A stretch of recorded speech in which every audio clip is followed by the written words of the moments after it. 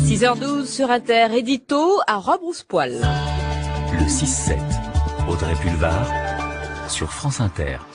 Nègre je suis, nègre je resterai. L'arabe menteur, l'arabe voleur, le chinois travailleur mais sale, le juif cupide, la française sexuellement libre, le latino chaud lapin, la négresse panthère, la négresse lascive, le nègre danseur, le nègre rieur, le nègre footballeur, le nègre paresseux, bingo. En cherchant un peu, on pourrait en trouver d'autres des idées à fournir à monsieur Jean-Paul Guerlain pour son petit précis de clichés racistes. C'est donc celui du nègre fainéant, bon à rien, qu'il aura choisi de nous servir dans un silence sidérant sur le plateau du 13h de France 2 vendredi dernier. J'ai travaillé comme un nègre, je ne sais pas si les nègres ont toujours tellement travaillé, mais enfin...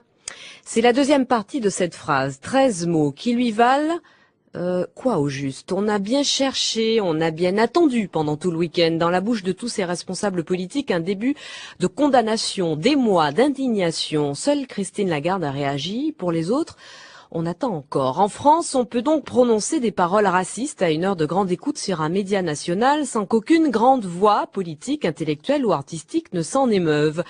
Oh, les associations font leur job, qui menacent de porter plainte. Mais qui parle de racaille, de scandale, de honte, d'obscénité ou de crachat?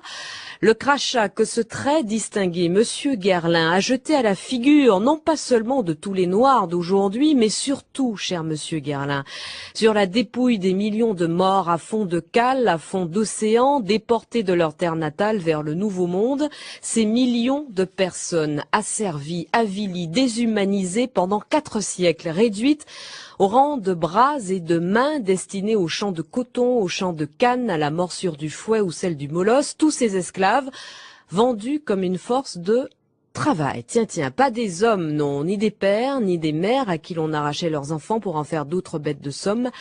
Pas des humains, mais des outils, du matériel, des marchandises. Cher monsieur Guerlain, vous dont l'un des parfums suffisait à lui seul à rassurer l'enfant que j'étais quand sa mère s'absentait, vous dont le nom m'a accompagné de mère en fille, de sœur en sœur, aussi loin que remontent mes souvenirs et dont je ne pourrai plus jamais porter la moindre fragrance, moi, négresse, je vous relis, je vous dédie ces quelques lignes signées Aimé Césaire.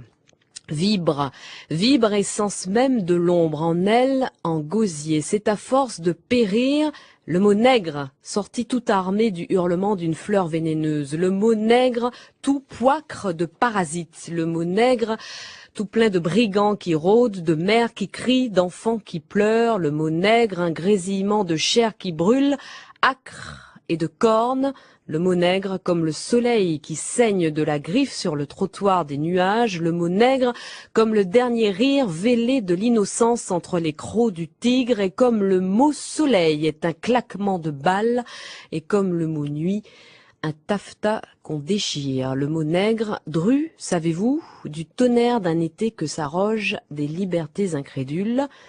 Aimé Césaire, qui à l'insulte répondit aussi un jour, eh bien le nègre, il t'emmerde.